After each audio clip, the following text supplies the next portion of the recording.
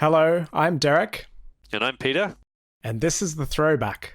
In this podcast, one of us suggests a beloved movie from our childhood for the other to watch. It's the ultimate nostalgia trip to childhood trauma and adult humiliation. Derek, what movie do we have today? Now this one is one of my beloved films. It's The Last Starfighter from 1984. Yes. I first saw this film on VHS around 1985, and I guess the significance for me is that one of my earliest memories, both of my parents worked, so I was often home, and this was before daycare and things like that. Did you ever have daycare when you were growing up? Yeah, I did. Do you remember what that was like with other kids? I do remember a lot of the mental scarring that was involved. I remember turning up on Halloween in a ghost outfit and no one else was dressed up. Oh shit. Yeah, I also remember sitting down and watching a cartoon, which was exciting with all the other kids. And in the cartoon, it had dinosaurs, and there were these baby dinosaurs, and the Tyrannosaurus ate the baby dinosaurs. Yeah, I remember that film. Oh, so screwed up. Well, I didn't get to do that. I was actually home alone all by myself. All right. Pretty much. Yeah. But my dad, he would Well, buy. you missed out. Yeah, I did miss out. But my dad would buy these VHS tapes and he would hide them around the house for me to find. So it would be my activity during the day, like to firstly find the VHS. And then once I get it, I'd be so excited I could just load it in and watch it. And The Last Starfighter was one of these. Did you ever not find the videotape? No, I would tear the place apart. Oh, God. Yeah. I was pretty good at finding. I wouldn't have to wreck too much. Did he have a regular place to hide it? No, he was actually pretty inventive. Sometimes it was above the curtains where I couldn't reach, so I'd have to figure out a way to get up there. And yeah. All I'm picturing is just either a childhood damage in terms of falling and breaking something, and then no one coming to pick you up.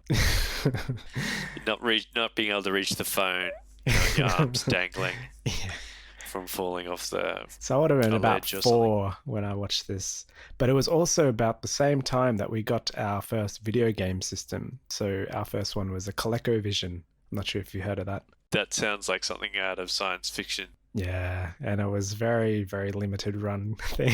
But it's also when my video game addiction began. So seeing Alex in this movie, the lead character, play the Last Starfighter game was just really inspiring to me. And my dad would also hide video games around the house sometimes. So I really think that this was one of the first attempts to convince parents that there is a future in playing computer games. It was all new frontier at this point. Atari, ColecoVision. Which one did you have? We had the Atari 2600. Oh, you did, yeah. Laser Blast, River Raid. Wow. Berserk. Yeah, some of the classics. Not that they were classics for us, but I doubt anyone else. Yeah. Talking about that, we'll get to that, but there's some moments in this film where they try so hard to convince you that all generations have an admiration for playing computer games. Yeah, I did notice that on the rewatch. But I think for me, the story is going against all the odds. This is what I remember it about. An ordinary boy put into extraordinary circumstances, and I've always been drawn to films like this, I think. Well, not even an ordinary boy. Trailer park trash. I never even understood that when I was watching it. Yeah, I couldn't believe it. I didn't even realize it was. They just seemed completely normal park to me, yeah. But there's a whole class thing here as well that I never just went over my head. Yeah, I don't even know where to start with this film. Should we start with the token old black wise guy? Well, I'll let you start. All right, so I guess I'll do a quick synopsis of the plot. So for those who aren't in the know of this amazing film, it's set with this kid Alex in a trailer park, and he's got a girlfriend, and he's got a little brother who's a shit, and I'm going to use that word because he uses that word. Yeah. And basically, it's a story of love and how playing computer games will, in the end, save the galaxy. So there's a computer game, one of those arcade games that's set up, and Alex is unhappy with his life, and he's fixing people's TV sets and helping his mum out, and dreaming of one day going to college, going to the right college, not the trailer park trash college, apparently. And he's saying to his girlfriend, oh, don't you want to be more than you are, which I'm sure is the best way of encouraging a lifelong relationship. And anyway, he's unhappy, and he gets the record on the game. Aliens come down, tell him that he's succeeded in becoming the next great starfighter pilot, and they have to fight off the evil Xur and save the galaxy and protect mankind. Yeah. And hijinks ensue. You pretty much nailed it there. It's got everything. It's got annoying kids. It's got class struggle. It's got racial stereotyping. It's got con men, and it's got lots of shit happening to people's heads. There's heads melting, face breathing, floating heads. Well, last week we actually talked about this. You were scarred by this movie. You saw one of the scenes where I think it was where Beta, now that I've seen it again recently, Beta was still morphing into his final form. Had no skin. Oh my god. He was pulsing and had no skin. What happens is when he gets picked up by the alien who's dressed up as a human, who's this con man type guy, that tells Alex he's got a proposition for him. Can he get in his car with him, and he won't believe where he's going. He's going places. So not only does it encourage kids to play computer games so that they'll become a star, but it also encourages them to get into cars with strangers. Strange men's cars. Strange older men, and with other strangers in the car that you don't see their faces. Anyway, so he gets in the car, and this person gets out of the car. You don't see their face, and it turns out that this person is supposed to be a doppelganger for Alex, so like an android, so that people won't miss him. So he'll be there to replace Alex while he's away being a starfighter pilot. Yeah. And in one of the scenes where he's turning into Alex, he's underneath these sheets, and I thought it was his mum, but it's actually his girlfriend comes in and tries talking to him, and he's just moaning underneath the covers, and she walks out, and then the covers are revealed, and this guy's face is breathing. He has no skin except for this puffy, melty face that's breathing with eyeballs popping out of its skull. It's just, for a kid who when I just know that I had no idea what the plot was, so suddenly there was this monster underneath these covers with faces breathing, and Yeah, I don't know why I didn't have more of a reaction to that one. It's pretty scary. And then when Alex gets to the Starfighter base, and they introduce the bad guy who appears as a floating head in front of everyone, he then proceeds to tell them that he found out their secret spy, and then he cuts to a screen, and this guy's head he just starts screaming as his face starts getting melted, and then it cuts out. There's a laser that shoots to him through the top of his head, and he melts his face. Yeah. This is for kids, by the way. I don't remember these. Maybe it wasn't in the version I got. Yeah, maybe it had like the really cut down version or something. Yeah. I don't know. But yeah, there's all these monsters with weird heads and drooling, and people's faces melting, and eyes popping out of people's heads, and faces breathing. It's everything to do with the head. Yeah. So that's kind of where we're walking into the territory, and it also features the latest in the most advanced CGI for the time. Well, that was, that's one thing I'd never really noticed. When I rewatched it, this would have been one of the first ones that started using CGI, I think. Yeah, I'm because sure. I remember, like, just the year before was 1983. That was The Return of the Jedi, and that was like that was one of the first films I saw in the cinema. So this was immediately after that, and I think I was swept up in this whole yeah, this sci-fi galaxy with gun stars and X-wings and all of this stuff. It was all happening at this point in Ah, my life. And even the score in this, it's very John Williams. yeah. Like it's Well, I think I saw a quote or something where the guy said he wanted to go even further than a John Williams Star Wars film. yeah, really.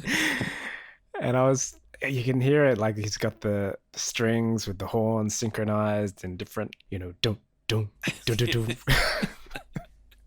So it's complete rip off, but it's so moving. I find it so great. And the gun style looks so cool. I thought something It does like look cool. out of Wing Commander. Yeah. And I like how the action of the cockpit moved to, like, it wasn't just like a static cockpit, it actually Yeah. rotated in its seat. Yeah. I thought that was He really cool. spends like one third of the movie turning around to talk to the guy behind him. And it builds suspense. That's right. He turns around to say the next dramatic thing. What was that? I want to go home. He wants to go home a lot in this film. Yeah. And he also gets introduced to his new friend, the lizard face man. Greg. What? It was Greg, was it? Yeah, Greg. You know, I emulated his laugh, and I never knew where it really came from, but I just remember I used to do that laugh. Go on. You know, the... Oh, yeah, yeah.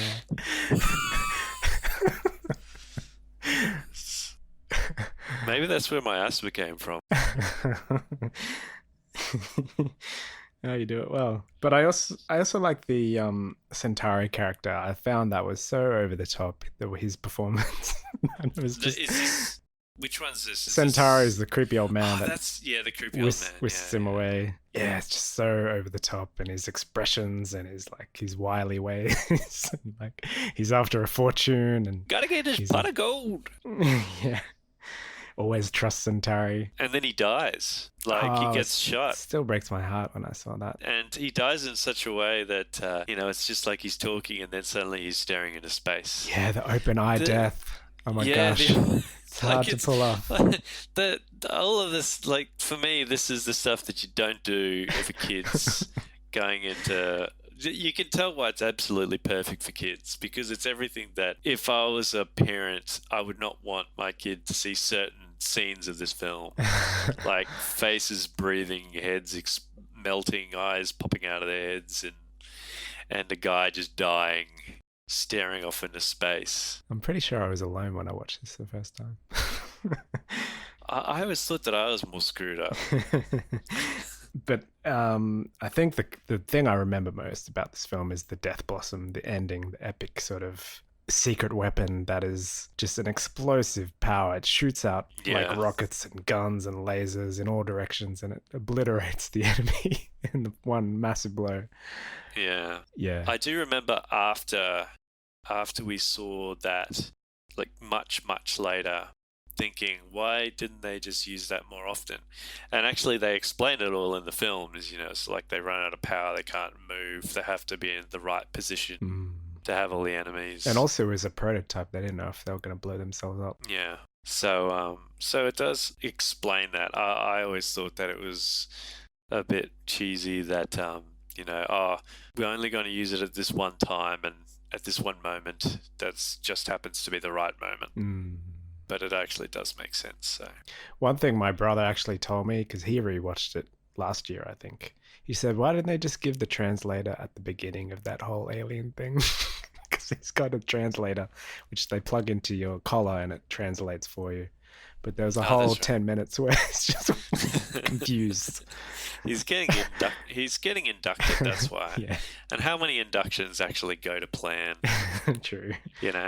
And we also got to make mention of the fact that his introduction to an alien race is a race of people with premature baldness. Yeah. Even the women. Even the women. And it's just, that was the characteristic that defined them as alien.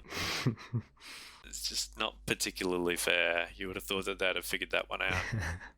But you had seen the film, right, before this? I had, yeah, yeah. Well, this had a bit of, this had an impact on my childhood as well, but I don't think it has as much of a resonance as it has with you. Yeah, this one, I even after rewatching it, I'd still get chills on certain scenes, and All right. yeah.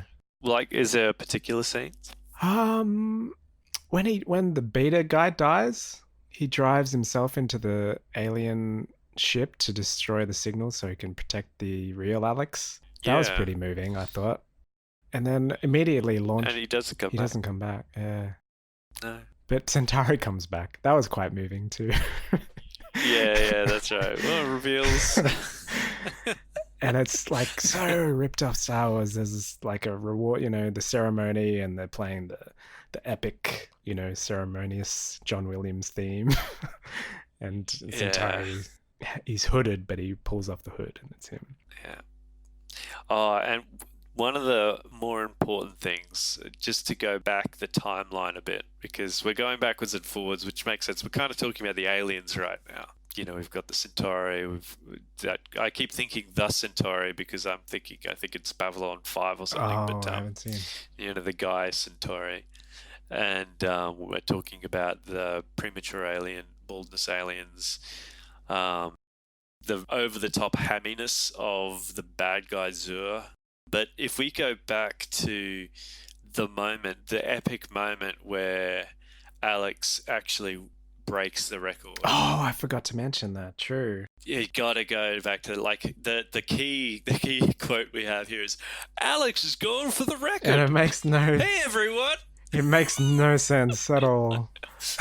Why would anyone be excited about this? so so what's happened? Alex is not happy, and his girlfriend's coming up and talking to him while he's playing his games, and then they both realize that he's actually getting really close to the high score that no one else has ever gotten to.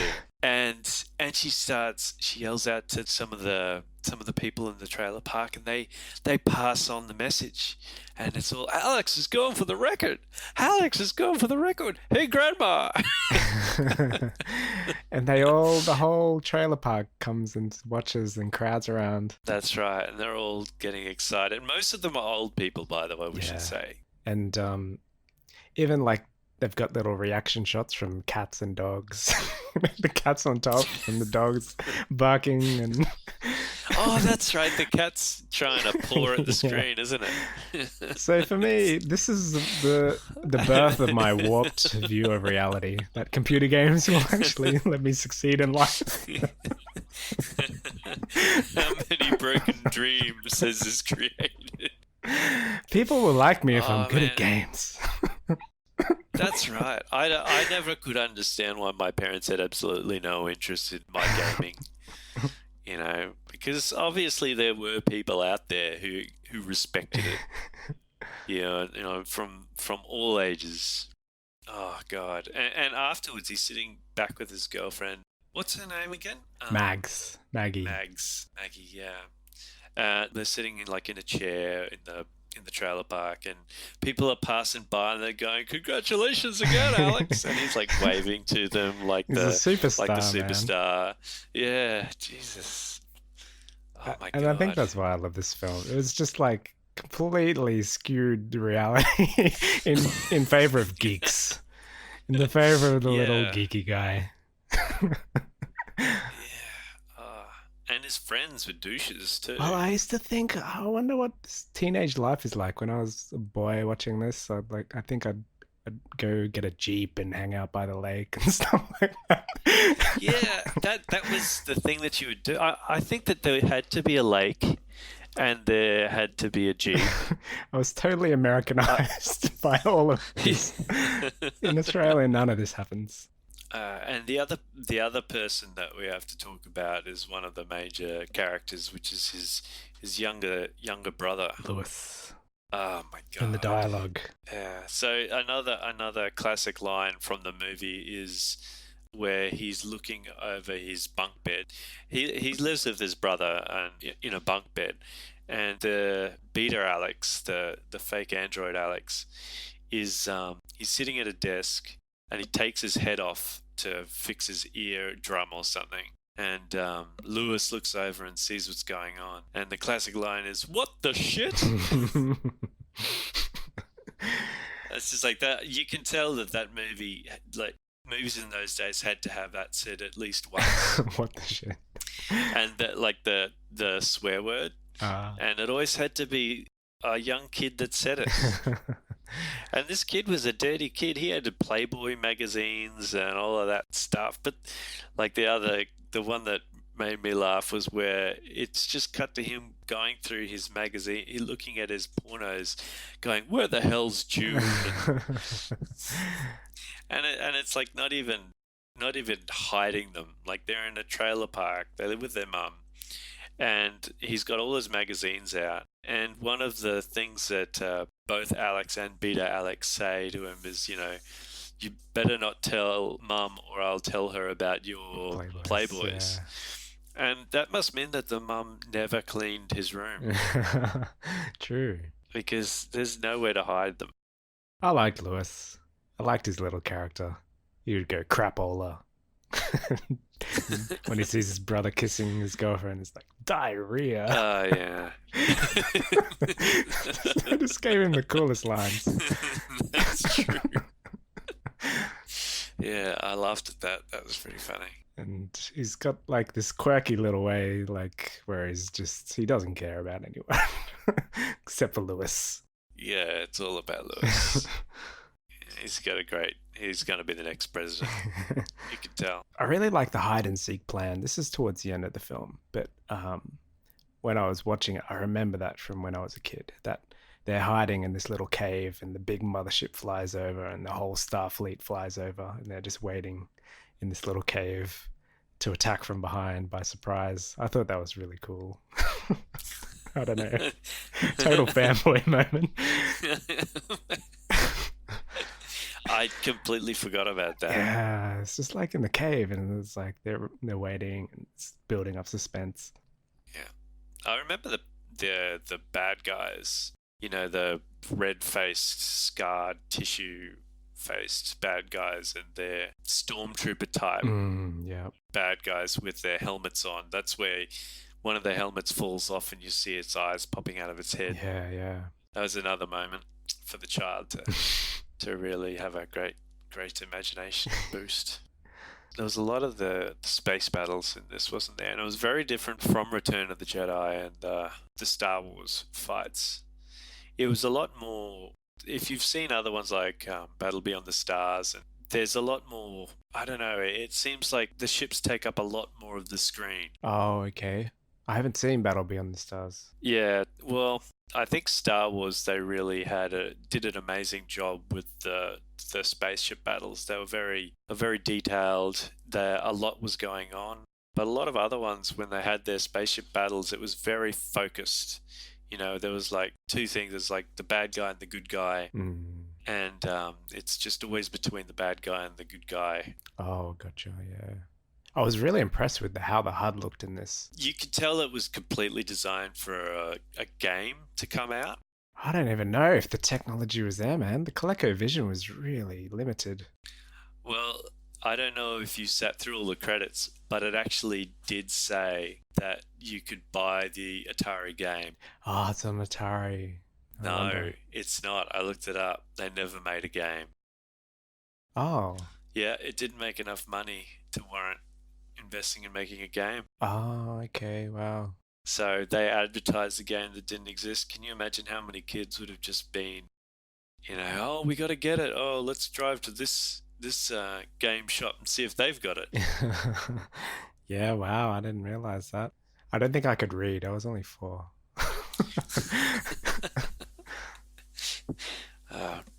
It is your typical sort of American love story as well, because there's a whole large plot point of this film is the love story between Alex and Maggie. And in the end, she goes off with him, and it's very romantic. So let's talk about that ending, because that's pretty cool.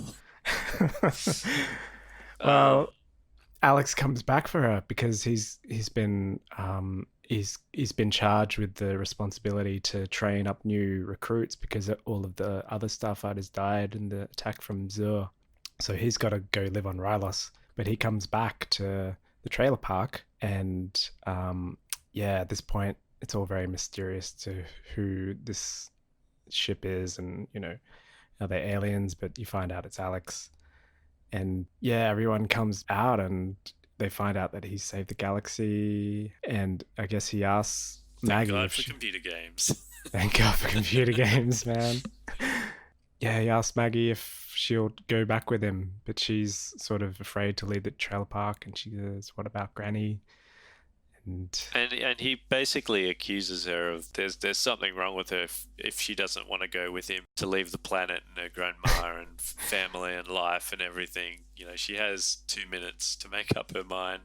yeah, so I yeah, was it's pretty not a. impressed. That was pretty chivalrous, I gotta say.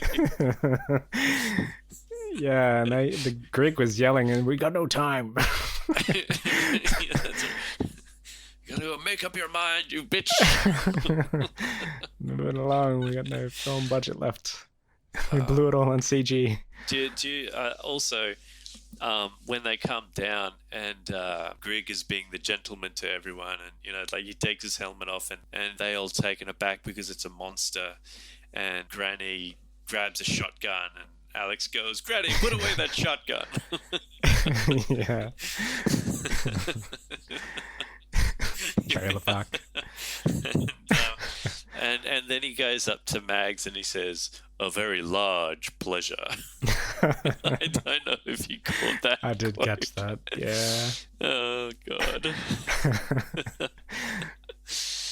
I think that's probably it for me. It Yeah. wasn't, I would say I would recommend this film to other people, but I don't know. I guess I'm still very influenced by when I saw it as a kid.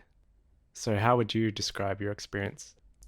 I think it was. I really enjoyed watching it again and reminiscing about some of the things I'd in my mind as memories. There are a few things I think that I didn't really think about, like the trailer, living in a trailer park type thing, and the video games being, the inspiration for a generation of people hoping to make it in this world by playing an arcade game. That I would say that stuff probably was a bit of an influence, and it was I do remember it was a movie that I really enjoyed watching, even though there were moments in it that I was scared of when it was on. Yeah. But I really enjoyed watching it again. I make a lot of fun, but to me it was a lot of fun. I'm looking forward to the next one that I've never seen before. So you wouldn't say that you were scarred by this experience in revisiting, me forcing you to watch it again? I think it was, it worked to relieve all of the psychological trauma, to work my way through it, I'm happy to help. just realizing that the eyes bulging wasn't eyes popping out of their heads, that the face breathing was actually the good guy. There's Yeah. not much more to it than that, I gotta say. Yeah. It was good. Oh, thanks for that. It was Thanks for the suggestion. my pleasure. So the next one we're looking at is, I believe, going to be one of my selections, which is The Toy. Thanks very much, and insert catchphrase here. Thanks for listening. Did you stop?